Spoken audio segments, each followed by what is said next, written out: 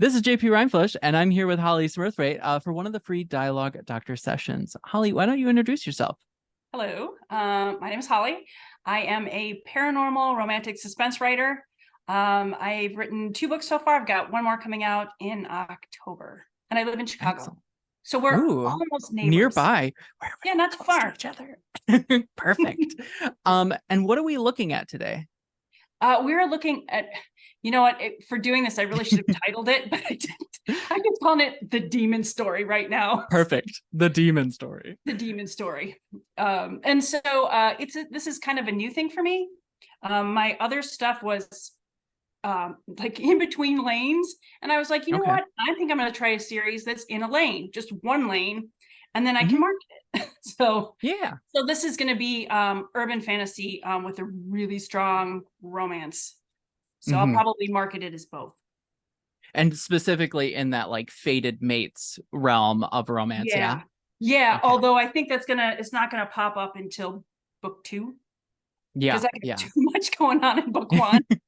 And when I was trying to structure it, I kept seeing, like, I think I had like 8 subplots, and I was like, you know what, that might be a little too many.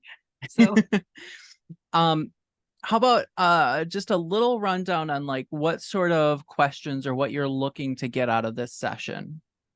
I am, like, deep in my core a pantser. Hmm. But I think the problem, there's downsides to everything, and the downside to being a pantser is you write this thing and you're like, where's the structure? It was so fun to write, but then it's like our arcs aren't there, and I thought, Yep. okay, I'm going to try to I'm never going to be a 60-page outliner, Hmm. but I Hmm. want to have more structure so that I can write faster. Yeah. Right now it's taken me forever. So I Okay. really need help with the structure, because I have, like, the setup, and I was like, this setup is great, I don't know where it will go.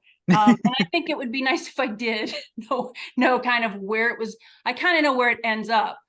Yeah. um, but where it ends up is, like, incredibly obvious, right? So if you have, Yeah. like, if you set up, there's like a serial killer at the end, the killer gets caught, so Yep. this is not, you know advanced plotting. It's not like, so I need to know how to get there, and in between is where I'm struggling. Okay. Okay. Cool. Yeah. So I think I kind of sit in the middle of that where I'm like a pantser and a plotter. Oh, that's But great. conveniently, like co-writing with people, there is a bit of planning that is involved. So, for example, when Jeff and I write Nerds, I will write like a one sentence of like what I expect the next scene to look like, and then he goes and drafts it. So I'm almost curious if that's something you can kind of consider moving forward, as maybe just like a one sentence for future Hollie to be like, oh, I can use this and I can write my little scene I need to, and I kind of know where I need to lead off from there. So I'm just going to toss that out there for now. Yeah, Um, yeah. But do you do it?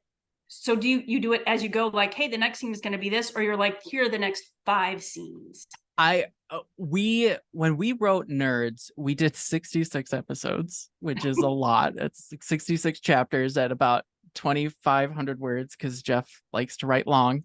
Right. Um, and I originally wrote a sentence for each, and we realized that packets of 10 was a good idea, and just know where it ends or like what the plot points are, but just those little bits of 10 help you move along. You can revisit the plot and make sure things are going right. I did the same with Mandrake Manor when I was writing that myself, because having written with co-writers, I knew that that was a structure I liked. So I find it useful because it's like right in the middle. Yeah, Um, it's loose. yeah. Uh, so the first question you sent me was you were thinking about this being a 6-book series, but separated into 2 trilogies. I'm curious, what made you interested in doing 2 trilogies? I wasn't So the series that I'm writing now is like linked stories. So there's Yeah, different protagonists every yeah, time. yeah, Mostly because I think it's hard, like, when you get like your happy ever after, it was like, after what comes after that is oftentimes not as interesting as the yeah. getting together. Um, but I wanted to try to do like a trilogy. But Okay. I Yep. didn't think I could stretch it out to 6 with the same Yeah, character. yeah. But I thought, well, maybe after I do 3, and if I'm still in love with these 2 characters, then maybe 6 would be good. But I was like, I'm hedging my bets. Yeah. My thought here, and I actually spoke with one of my author friends who is very entrenched in Fated Mates. What about like just focus on this being a trilogy, and then you have a really strong world building that you've written here. So linked trilogies. We have the story world and we have intersections everywhere, where we can revisit these characters. But I think you've got enough going on where you could have, let's have some new main characters in a different trilogy. And that leads to, and this is something because you've already written and published several books, so you kind of know getting readers in different angles is fantastic. When you can get someone in the door or this door or, that window over there, I don't care how they're getting in my Crawl house, but let space. them get in here. Yeah, exactly. So having these sort of trilogies that interconnect to each other with this big overarching story world that you've created, I think that you've got something there. So I would look at this as potentially a trilogy, and I would maybe just hone in there. And then if you want to revisit this love story, we can do that later. Right. When you sent me the info, I immediately thought in a trilogy. And I don't know how much you know about story hypothesis, and I'm not going to make an assumption that you do. It's my little You know, a special little bit. sauce I thing. listened to your podcast actually Perfect. today. Look at that. Perfect. I know, right? But I felt like the summary you gave for this first bit of story was really focused on how do you say her first name? Isa? Pizza. Isa? Okay. Was really about like her initial want or need is this protection. She wants to protect her friend. She wants to protect herself from everyone else. She even needs to protect Devin, and it's not by choice. So Right. it's like this want that she starts with. Being romance, more than likely, everything would lead to affection. And I think that in this first book, it would almost be this growth of understanding. I know that that doesn't make a ton of sense, but when I was thinking about what your story hypothesis could be, it could almost be Issa wants to protect herself from others, which leads her to opening up and trusting others when she's forced into a situation where she must overcome preconceived notions and work together to solve a looming threat, which intermixes all of those sorts of needs and forces her to be in this situation where she's together with Devin. Because I think that that's what you're looking at, even though they're not friends. And Devin is your antagonist character. He's a demon who she ends up kind of stuck together with in the story as they go to solve a crime. Yep. I agree.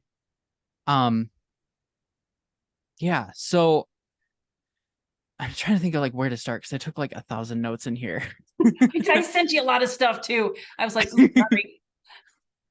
But my thought here is you've got a setup for a trilogy. I know you're really one of the big questions you have was like, I don't want this to be a procedural, and like that fear that having to write this character and and really procedurals come down to a lack of a growth arc for your main character. We meet Sherlock Holmes when he is roughly at his prime, and he always pretty much stays the same. Of course, we can, see him, various versions of him where he's on drugs or something along those lines, but more or less he has a baseline that he stays at. I think doing her discovery and really focusing in that and being book 2 where she's learning about this aspect of herself, and for those that are listening, Issa is discovers she's a half demon, which I think that leads to a lot of information that she's getting overloaded with and a lot of change that has to happen. And I think that immediately takes away this fear of a procedural because she has some internal growth that she's going to need there. Yeah, that would be good. I was just when I'm writing it, like as a pantser, it's like, what happens next? It was like, well, then they have to go talk to people. And then I was like, oh my God, then they have to talk to more people. And then there's no room for anything else. And I don't want to do that. But then I was like, oh, so then I was like, well, what do they do then? Like, Yeah. I guess we could do it in summary. We went and talked to those people, but let's take a look at what this first book could look like. Okay. just to kind of really hone in, let's hone in on what this first book could be, and then we'll kind of talk about what the potential could be for this series. But you have Issa, who is basically, she's working this security job. She has a what she believes to be a curse, but is really a born half demon thing, and she thinks it's just a demon curse. So she's kind of ostracized from her family as well. So she's in this literal and figurative guarded state. She works security. Like you put the protection need front and center with all of the little bits you were giving. Like working security, she clearly has that sense of need of protection. The way that a character like that would talk would be very deflective, very protective of like her secrets. You have this as aspects of her abilities. Being a half demon, she can't lie, so she has to figure out ways to talk to people that is almost deceptive, because she can't lie, but she doesn't want to tell the truth. So you have all of these ways that you could have this character talk and function in this beginning, and I think that that's really excellent. I think you can play with those bits that you have written here. And then you have her being forced into a situation where she makes an agreement, and all of her agreements are forced by a magical bond. And she has to then go and take an agreement with a demon, which is what she does not want to do, because she has these preconceived notions about demons and these kind of prejudices against demons, which is irony because she has to learn. Surprise. So my question is, what is her job that she needs to take with Devon? What is the expectation of this job? I think the way I had it written was that her and her partner are only there to observe. And because she has this preconceived notion, she's like, oh, something shady's gonna happen. They're gonna try to pin it on us, whatever. But what in reality is happening, but we won't find out till later, is that the demons also have like an oracle, and they were like, you need to bring these two people with you. And Devon he's a pride demon, right? So he doesn't they're all this gets so complicated. So they're all fresh to this world, but nobody knows that. And so he's trying to like act like he knows what he's doing, but he doesn't. So he needs some time to ramp up. So she thinks he's incompetent because, all the footage in this world, the demons like run everything. So he's at like hospital openings and stuff like that.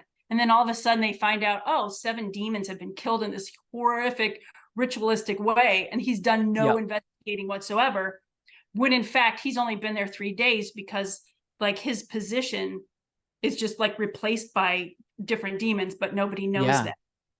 So it's like this whole big convoluted thing. And I totally forgot what your question was. No, that helped. The original question was, what was her job? And it was to observe. Right. I think figuring out to observe what precisely, because from what you have written here, they go into this warehouse, and her friend is injured and rendered unconscious. But per the agreement, Issa is almost magically forced away or separated from her friend, and can't help him because she is bound to helping Devon. Well, they're both bound. So they make the agreement together, like, we're going to take she doesn't want to take this demon job. And he's like, you always refuse, whatever. She's like, I'll take the next one. He's like, do you promise? And she's like, yes. And then of course the same job comes back. And I was like, we'll pay you triple the time, whatever. And then she's got to take it. So he's in charge. So he's like, no, she's like, we stay together. And he's like, no, he's going to go with her. You're going to come with me. And they have to do what he says. Yeah. So they're kind of, they're going in one end of the warehouse and the back end of the warehouse. Yeah.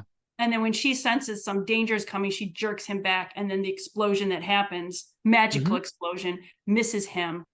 But on the other end, her partner gets hit with the same booby trap on the other end of the warehouse. So now Yeah. she's got the guilt, like the person that she saved was not the person that that she would Yep. choose to save. Yep. And this ties into the starting end of the story. This really hits that protection need. She can't protect the actual person that she would want to protect, because Right. she's forced into a situation where she doesn't understand the situation because she's just been told you're here to observe, which is a lie. Right. So she's lacking in that catalyst piece. So she's forced into the situation where she's unable to protect the ones that she actually truly wants to protect. I really Right. think that up until that point is like your act one. Okay. That's my, like, if I were to view this as a story, that's really the turning point. And I almost wonder if the agreement that she makes with Devin is something along the lines of being his guard or protecting him, but she's forced into a situation where she must now protect him for the rest of the book until they solve this murder. Being forced magically in a situation where she's basically amongst her antagonist. That's a good idea.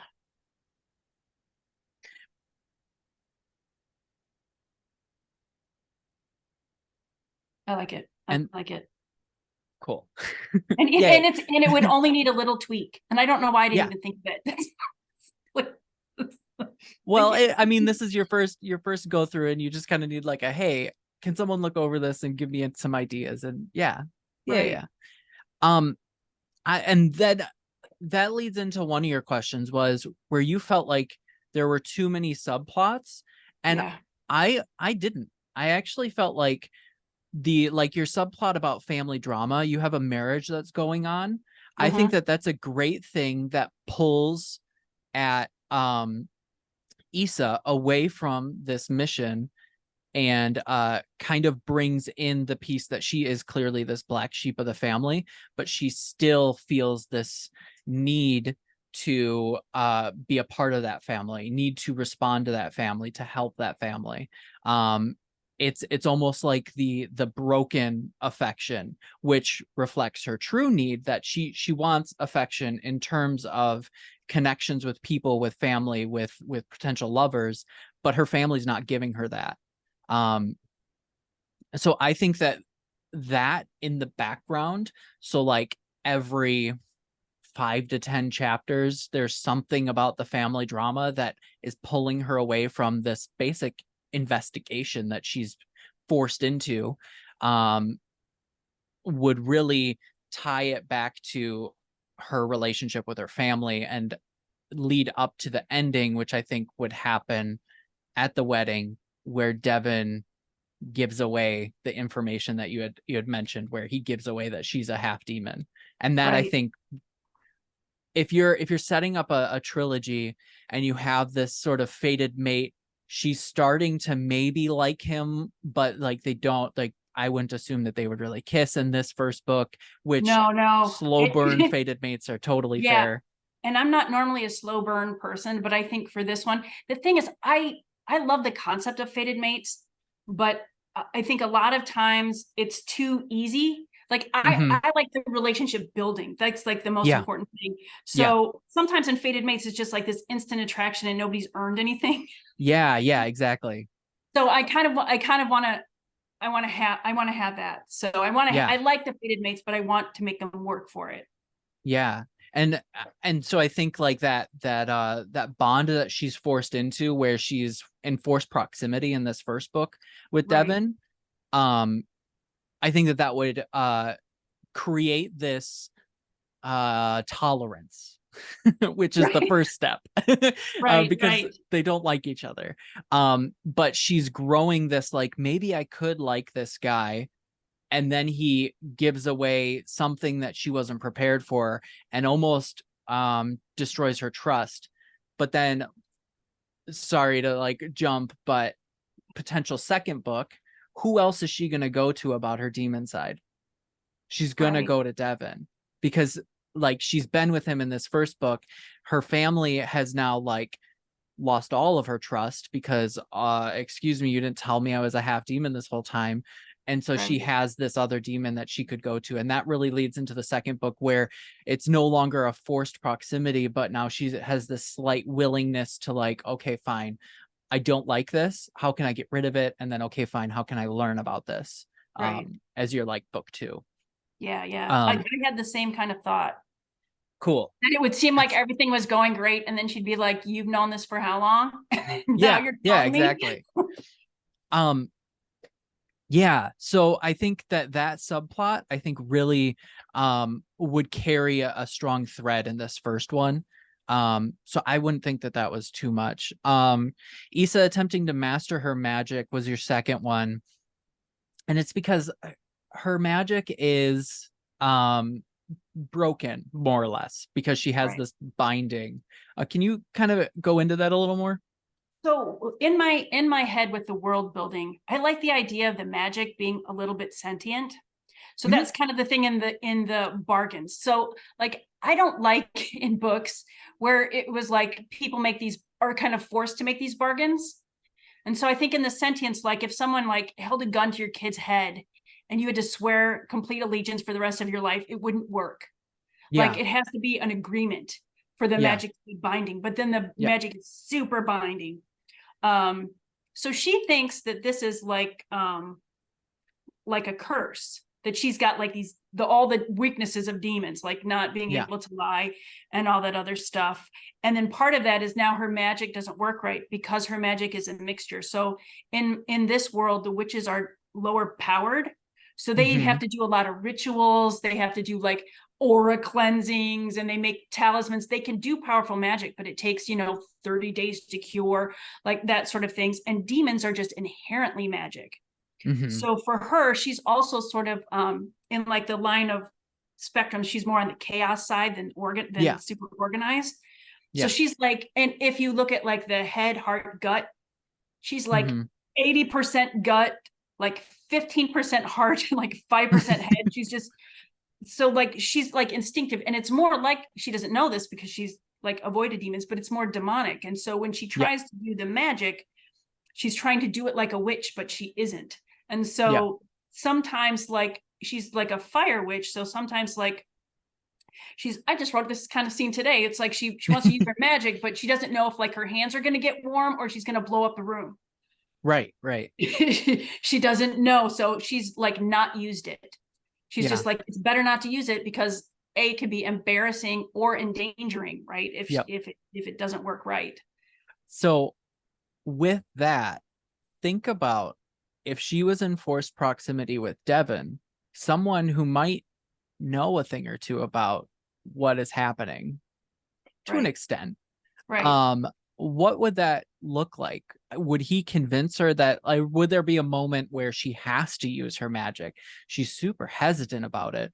And then he sees what happens. And like maybe that's where he starts to question, like, you're not really just a witch, are you? You're something different. And maybe he doesn't say that out loud, but Right. going into like the dialogue part of it, what would that look like in a conversation?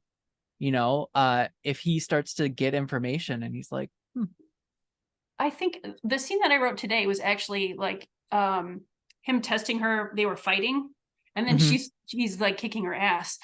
She's mhm, just like, I want to use my magic, and she can because demons are so much more powerful. He's not worried about whatever she can do, but she's having this thing like, I don't know what's going to happen, and then she does do something, and it's on the bigger side, and he just sort yeah. of waves his hand, and the fire's gone.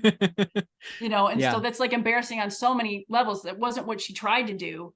And he was like, that was good. And she was like, he thinks I did that on purpose. Uh, Minor internet difficulties. We're back.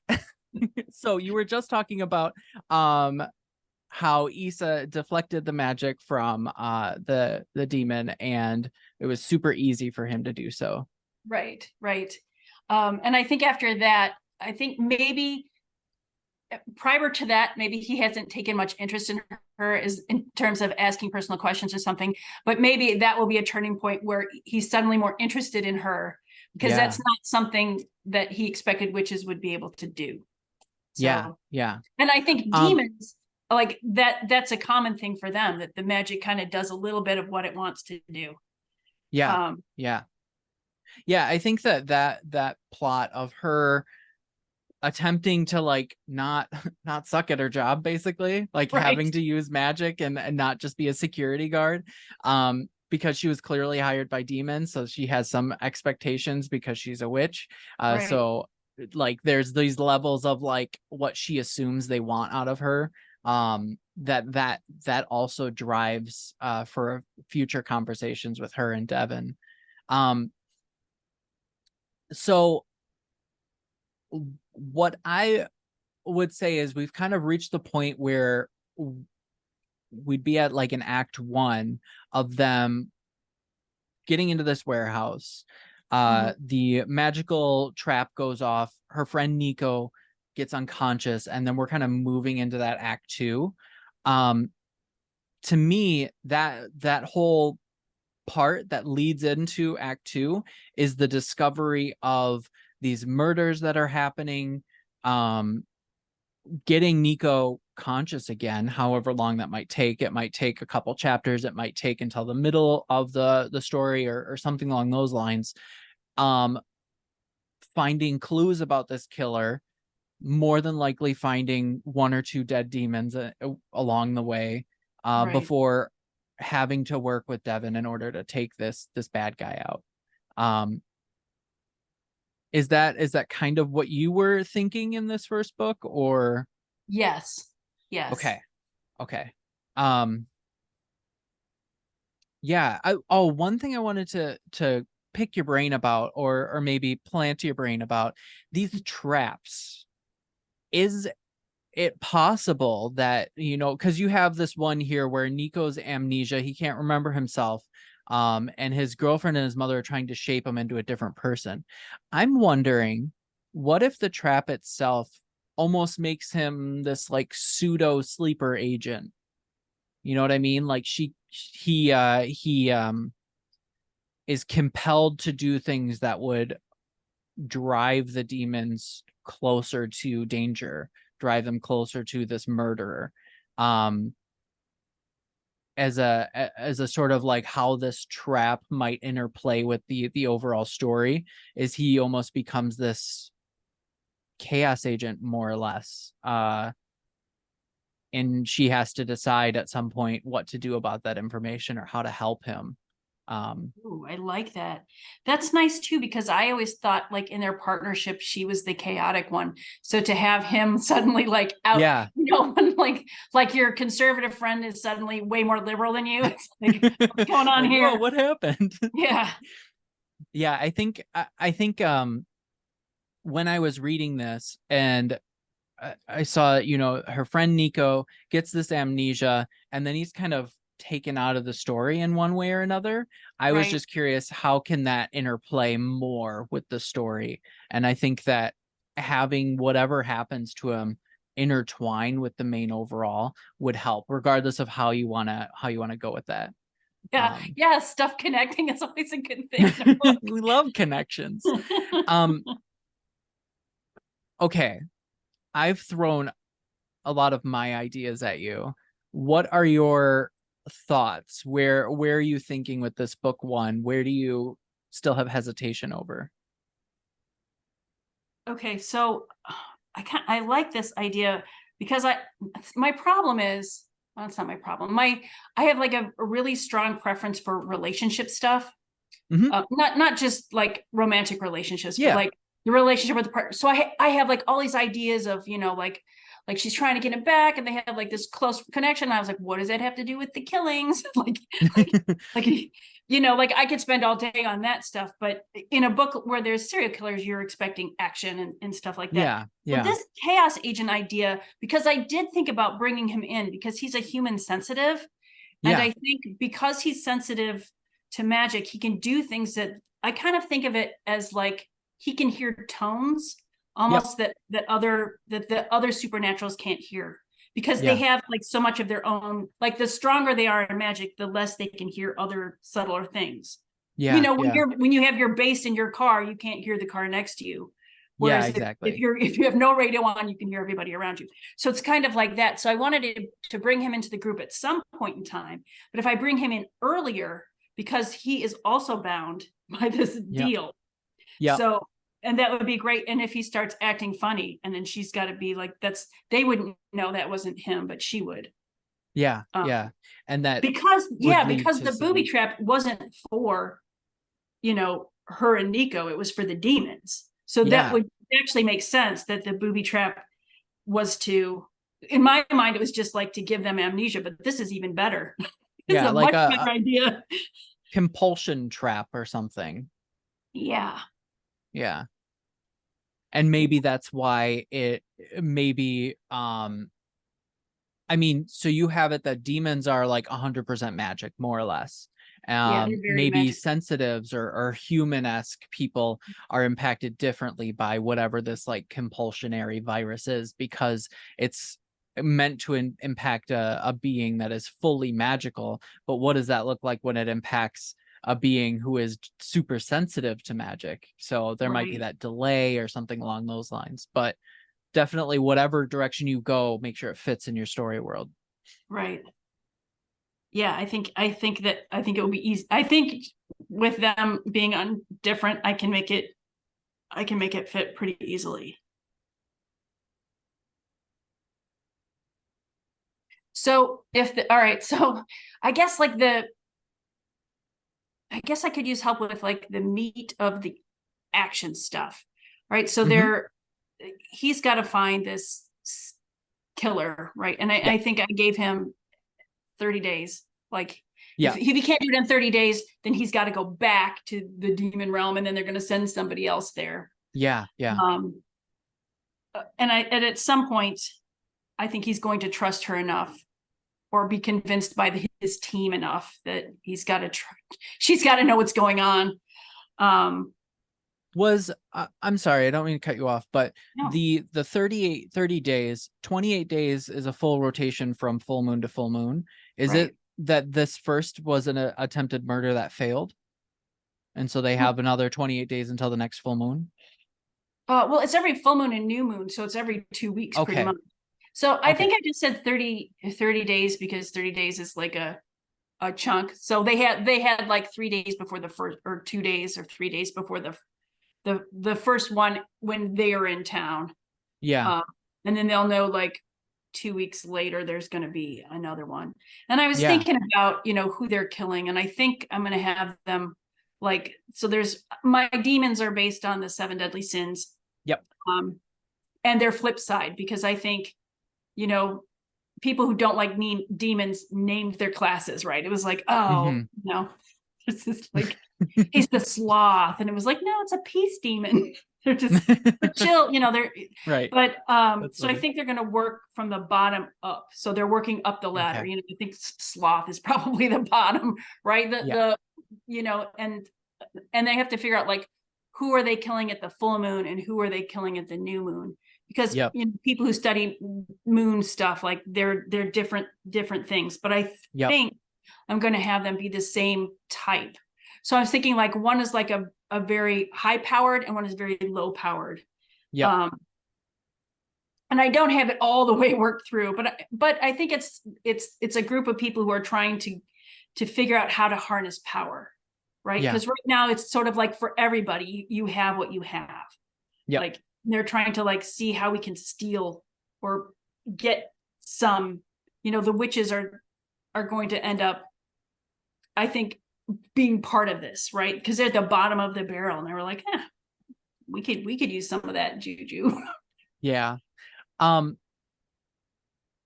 leads me into my one big question. You have a Okay, conspiracy I that do. this killer is a part of, but by your third book, there is the big conspiracy reveal. Do you know who is at the heart of that conspiracy?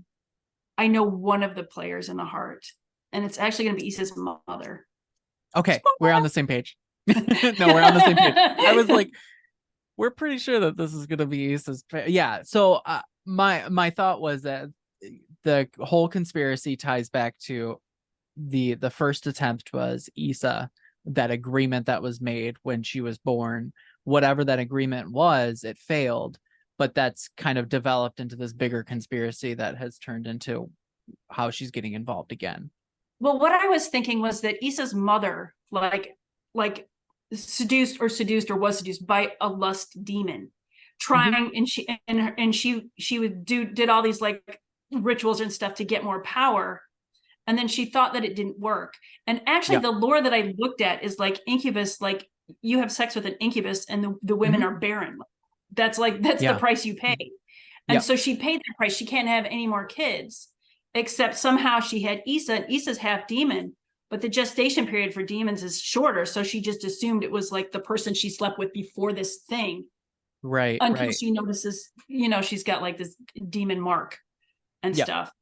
And then like, not only did she she can't have any more kids, and she didn't get any power at all. Yeah. But she hasn't given up the hope. She's going this roundabout way. And it just so happens that Issa gets sucked up in it too. Yeah. I think that is, in my opinion, that is a really good, like, big closing of a loop, because of the way that Issa's kind of black sheeped into her entire family.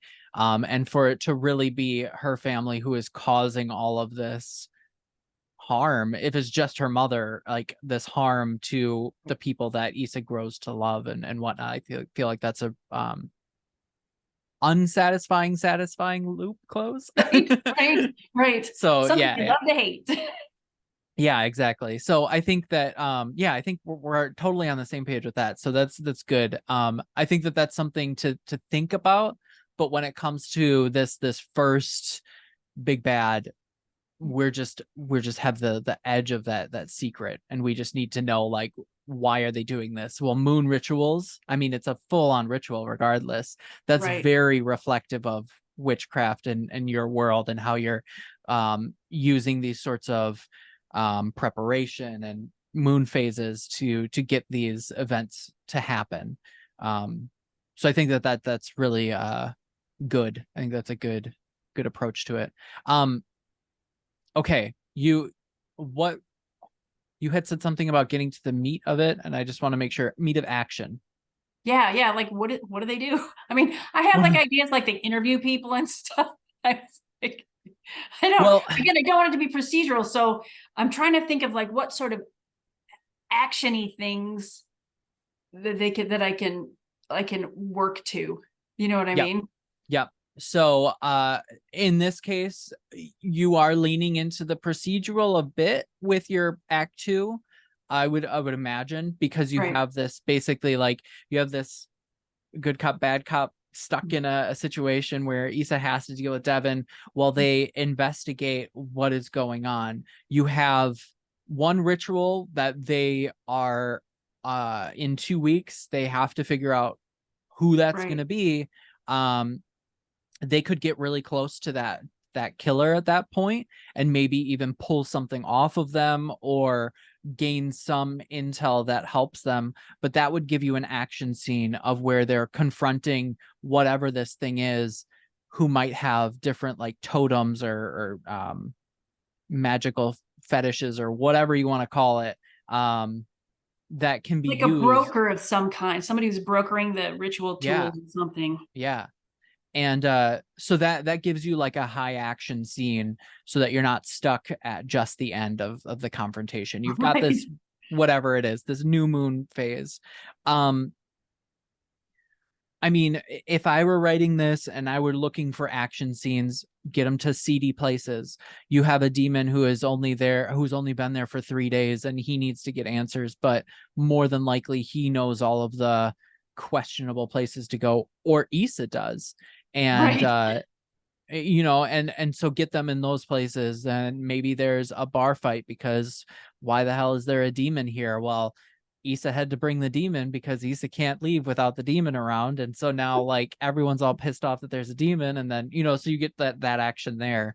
And I mean, you've got like drama with Issa's family and having to have a demon around, because Issa's gonna have to go do something with the family, and she's got Devin. Like whatever their agreement was, more than likely backfired on Devin, because like Devin also is stuck. Maybe it's a proximity of they can't leave a certain proximity of each other, because whatever that agreement was to protect him, they're stuck in it until he's protected, and he's not protected until that killer is gone or removed. That's a great idea. I had it very one-sided.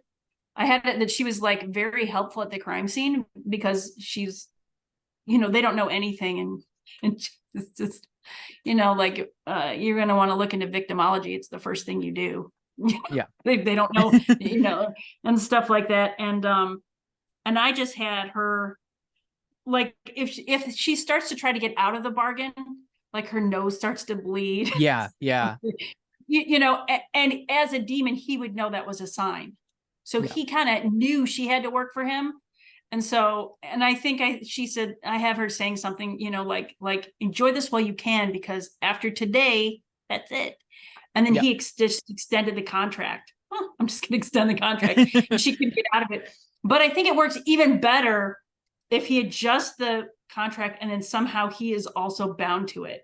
Yeah. That would actually that would be far more interesting. And then it makes it less one-sided. Yeah. And they which I think together. That's great. I mean, yeah, you can actually that works really well because they're fated and they don't. Yeah. He knows it before she does, but I think at this point he's so worried about his reputation and he's also worried about protecting his people. Yeah. That when they see each other, they have a reaction, but they're not looking for that. So they don't. Yeah. She's like, oh, my stomach flips because demons make me sick. Yeah, exactly. Well, and she can't even, because you said he has like he has like a face blindness. Yeah. So she can't even tell if he's attractive because she doesn't remember. You know what I mean? Right. I'm curious though if that starts to melt away or something as she gets to know him. It does actually. It did when she saved his life. So it was after, and it was a very fun scene. There was a fun scene to write where she's like, stop smirking, and he's like, how do you know I'm smirking? And she's like, because I can see your face. And he's like, no, you can't. It's like, yeah, you can. Surprise. Yeah, that's perfect. Yeah. Okay. Does that help? Yes. Okay. Oh, this is so exciting. Thank you so much. I can't tell you how helpful this is. I'm just glad that you let me ramble, because I vomit ideas, and I can't say that all of them are good, but eventually like one latches on and I'm like, perfect, we're on it. But I think that's like everyone who brainstorms does that, don't they? That's 100%. What brainstorming is, just vomiting ideas. And other people's ideas are sure to be different than your own. So when you're trying to brainstorm yourself, you're still in the box of your brain. Right? Yeah. So. That's actually a fun tool I like to do is pull tarot cards, because that's active chaos. I pulled can't tarot control cards for this book. Yeah. See, isn't it fun? It was. And I had her doing the tarot. So I actually pulled the tarot and I was like, I'm just going to make this story work with what I pulled. Yeah.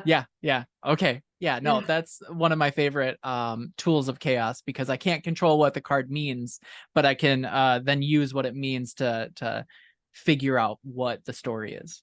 I totally agree. Yeah. It'll take you in a place you never would have gone on your own. Exactly. And you can make any card work. Yeah. Everyone use tarot cards. Yes, use tarot.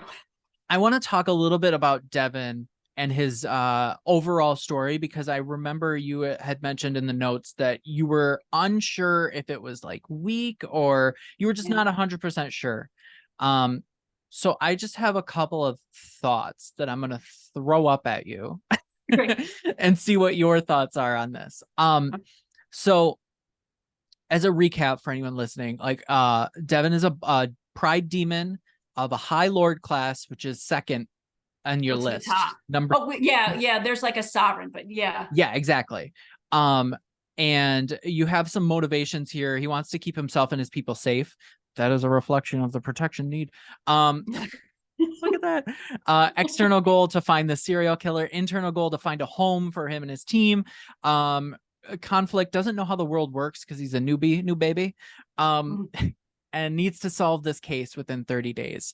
Wound is that he lost his place in his first group of demons because he wasn't deemed good enough. Okay, so here's my question-ish. We know that demons are formed by magic, but is there this like brother, quote unquote, brother sister rivalry that happens because there's this sovereign or like this top seat? Is there like a we're trying to get to that position, or we're trying to rub elbows with that position, and there's only like spot for one good one, or something along those lines that might be how the demons work? I could.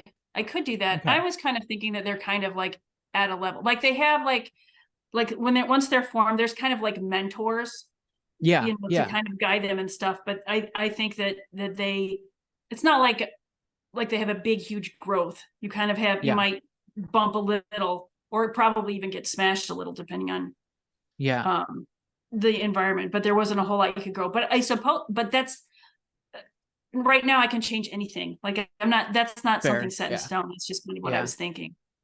um Um, because another thought I had was him reflecting the black sheep of the family thing, either in form of he is also a black sheep and this is his last straw, he gets these 30 days and then that's it, which you kind of already have set up, or right. he has this higher expectation than every other demon and is put on this big pedestal and has these really big shoes to fill because the last demon did so much, and he has to fill this gap that could or could not be missing. So either one for one reflection to Issa, or kind of like a polar opposite to Issa, depending on which direction you want to go. But I think that could be a way to add some depth, because Right. there are ways that he'll interact with other demons. There are ways that he'll even just position himself when he talks to others, or what he holds back when talking to Issa.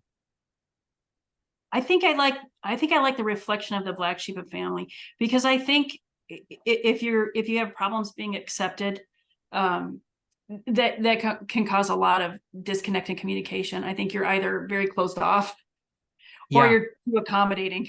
You're yeah, like yeah, trying to fit in everywhere, any way you can, or you're just like, screw you. I don't care if I fit in. I don't need you. yeah, yeah, exactly. And they both kind of have their people. Like he's got a whole group, right? He's Yeah, got his own family. He's made his own family of sorts, and she just has Nico, but Nico is like her family.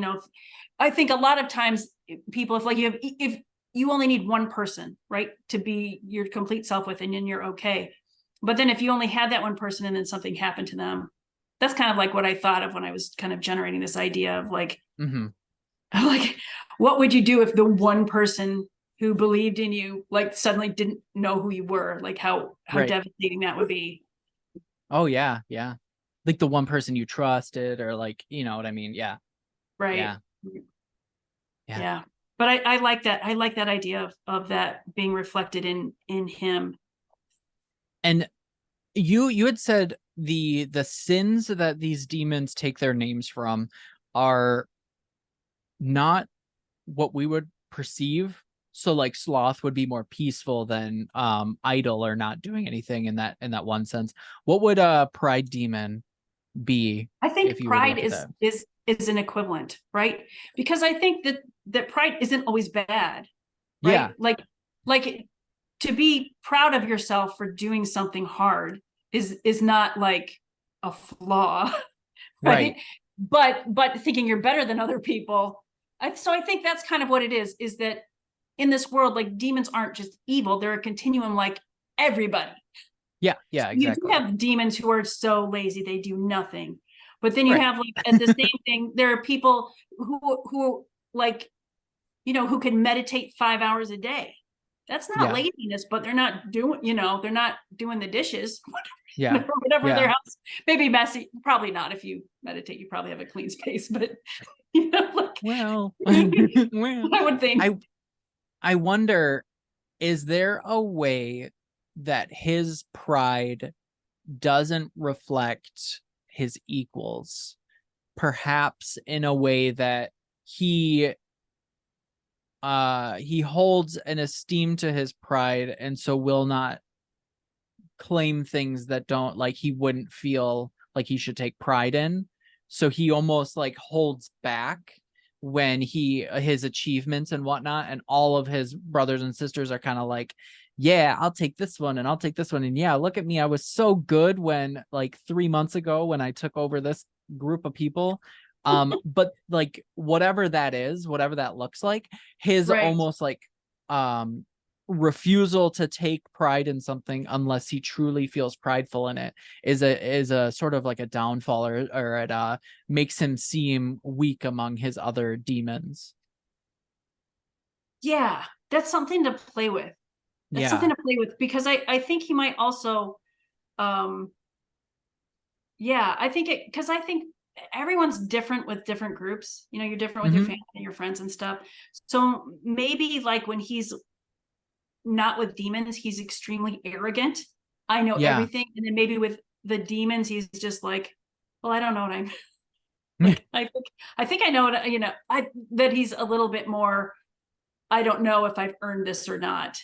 Whereas, so that might be something cool to play with. I'm gonna So I also have one of the voice sheets, and I started it for both Devin and for Issa. I'm gonna just include a note here with others that aren't Issa but also not demons, where he's like this arrogant, and then I'm gonna dive into that. But Right. first, how do you feel about that backstory? Is that something you can kind of work with? Do you Yes. still have some questions with that? No, I like it. I like Okay. it. It works. It works. It fits. Okay. Um, do you want to talk about some bits of like dialogue and see like what characters look like as they speak in different roles or in different modulations? Yeah, sure. Yeah, definitely. Okay. This part I'm gonna share my Oh. screen, which means that people listening just get to hear me talk. But if you can see my screen, let me know. Yeah, I can see it. Okay, so here I have a very rough estimate of my perception of your characters, and then I'll give you this. I also have the other document where I was just putting in a ton of notes so that you could check it out for later. Awesome. Um, so here is kind of my perception for Issa. We have this witch. Notes on personality, especially at the beginning, very shielded, guarded, protects self by deceiving, but she can't lie. Notes on her voice. I was viewing this because a lot of like paranormal views it this way. So if this is wrong, please let me know. But like harsh, sarcastic, deceptive, deflecting, and defensive, kind of like Nope, that you nailed snarky it. You character. nailed it. Yep. Perfect. um, and then we have these types of modulations. So I'm gonna just assume I'm doing this right, but Jeff can always tell me if I'm doing it wrong. But the baseline modulation, her role as like a bodyguard, as her status quo, as you would put it at the beginning of the book, Right. I would almost view from what I've read that the words she chooses, she almost finds something sarcastic to say, maybe at the start. She'll call out visible flaws in other people as kind of a joke or a way to deflect from talking about her. She's very articulate, though, and chooses her words very carefully because she knows that words have power. Right. Um, would you agree with that? Yes, definitely. Okay. Um, Body language in this situation is lots of eye contact, but she's doing the guarding thing where you cross your arms. You might point a foot towards the exit because usually that's a visual cue that someone does not want to stay in this conversation. She's ready to leave. Right. um Short sentences, matter of fact, because she doesn't want to get caught up speaking too much. She doesn't want to vomit too many words out, because if she does, she could run the risk of getting herself caught in something where she's harming, because it causes a physical harm if she lies, right?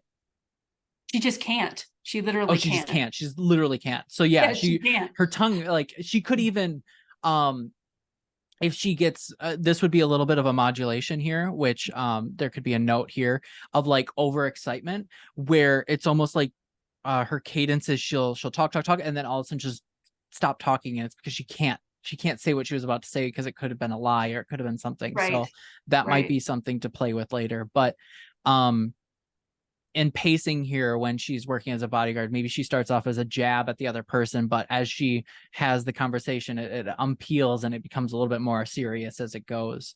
um does any of that not work in a Oh, general no, it all sense for works. Isa? It all works. Perfect. It all works. um then when I'm thinking like a modulation would be when she's with Devin.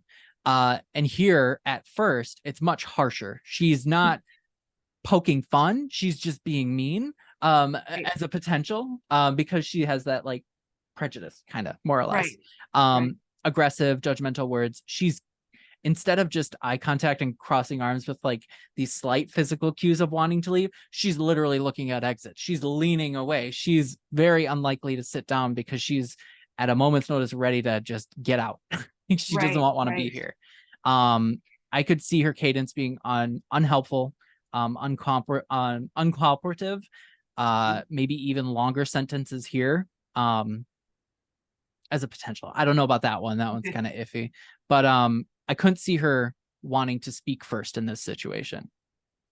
I think I might flip those. I think she might naturally have longer sentences because you can talk your way around things that way. Okay. Because Uh, it's one of those things like, do these jeans make my butt look fat? It was like pants are yeah, always flattering. It's like you like ways when you try to think I mean, when you're an author, it's really nice because you have all the time in the world to come up with a response, you yeah, know, yeah. to like a direct question or someone trying to pin you down. So there's like actually quite a few ways of like not actually answering someone's question in a way Oh to yeah, yeah. That's a make good it point. seem Yeah, like you're saying something else. yeah. Okay, cool, cool, cool. Um, oh, and then there was another state that you had mentioned with Issa, and that was she absorbs lust because she cannot physically take any joy with other people, and so she has this ability to absorb lust in situations and parties and whatnot. Um, Right. this sounded like a drug. To me, it sounded a lot like someone taking a drug. So I would assume someone after or during this like feeding of lust is basically like someone on Molly. Right. Someone who's friendly, kind, a little high, relaxed. This is where she might lean or sit or be playful. Um, Right. if this is true, this could be something that we see when she needs to go to a shadier place. Right. In the investigation. And maybe this is something that Devin sees as like, maybe she's not, this cold-hearted modulation number one that she has Right. become. Right. And this could be a way to kind of open up and start to alter this original modulation. I like it. Yeah. And I'll send this to you and you can edit and delete and whatever you want. Okay. Of course I can't go to this other tab because that's in the way. It's fine. With Devin, I had just a couple ideas with his role as like a High Lord, and this was before I really grasped onto like he's only really been around for like 3 days on this plane, but he's old. Right. So like he might have this more like formal authoritative voice, standing tall, making a lot of declarations, Yeah. and then like these demands in one way or another. Right. This could totally change depending on how you want him to like look with his wound and how he maybe speaks with his group of demons versus speaking to an external, like his what's the role above a high class Just the demon? Lord or the sovereign. Sovereign, yeah, like that might be different too, speaking with Right. him. But like whatever this is, when it's with Issa, it's everything breaks down. He can't control it. Like his formality breaks down because he's probably so frustrated with her. He's shifting in his seat. He's changing position. He's feeling rushed when he needs to talk with her because she's not treating him like royalty like others would in one sense or another, or treating him with the respect that he would probably assume based off of his class as a demon. Right. And so Right. like, what does that look like? If she's not respecting him for who he is, all of a sudden he's like rushing to catch up with her and sort of trying to speak over her to get a last word in or something like that. I like it. I like it. Yeah. So I'll send this to you, and you can play around and add in different modulations if that's something that you feel is useful for you. We did this with Nerds, and then I think we talked through it, Jeff and I, and then I don't think I ever looked at it again because all that it was really meant to do was set a framework so that we were both on the same page, that we knew roughly what those modulations would look like with talking with different people. So doing this as a role for yourself could tell you like, okay, I have an idea that he's going to be a little bit different when he's around Issa. How is that different? Answering those questions quick. So yeah. I like that. Oh, this was so helpful. Good. Do you have any other questions for me? The only thing I wanted to talk a little bit about, if this first book is kind of just the intro, right? And then it's like the uncovering of the conspiracy. And then book 2 would kind of like be the whole fated mate thing. But then what else? like what else would I put in there to get to the third where they like uncover the conspiracy for good? Yeah. Here is my idea, because I did take notes for this as an idea. So we have this first book being protecting / discovery-esque. It's more or less like protection and understanding. Then the second book is the learning book. It's the book where Issa needs to either lean in, and she won't at first, with her demon side, and really start to like get proximity to Devon. Will potentially start falling in love with him in this book. So here I was thinking maybe set up another villain within this conspiracy. I think that having another villain that is doing something slightly different but is still serving at this conspiracy would make sense here as a potential threat. I would play with what that could look like, because you have one that did ritualistic things around the moon, but it's witchcraft. So what is this killer going to do that's different, that still serves the same purpose? That just adds to the fun. And in this case, it's probably less of a investigation and more of a they're pseudo on the run, or pseudo looking at how to protect themselves in this case. The third book, I was thinking too, what if at the end of book 2, like what if Devon is taken by the end of it, just as Issa's starting to like him? So now we're seeing a risk at the end of book 2 where she's just starting to like Devon, and then he's gone, he's been taken, and there's a huge risk there. And then we've got book 3 where the binding has been broken, I would assume, at the start of this, and that lets her give into fully to her demon side. So whereas in book 2, she's learning how to do what she can do, but there's still this binding here. Maybe by the end of that binding gets broken around the same time Devon gets taken. And then book 3, she has to really lean into this demon side. She's got to probably face some demons on her own without Devon present. And then she finds Devon at some point early, I would say act 1 or before midpoint, because they need to get back together. And then we have that face off with the conspiracy. All right. You're a genius. Well, we'll see. But I have the notes here so that you can play with it however you like. Oh, that's great. That's great. That gives me a lot to think about. Oh, thank you so much. Yeah. Okay, we'll stop the recording there, and we can chat for a second if you'd like. All right.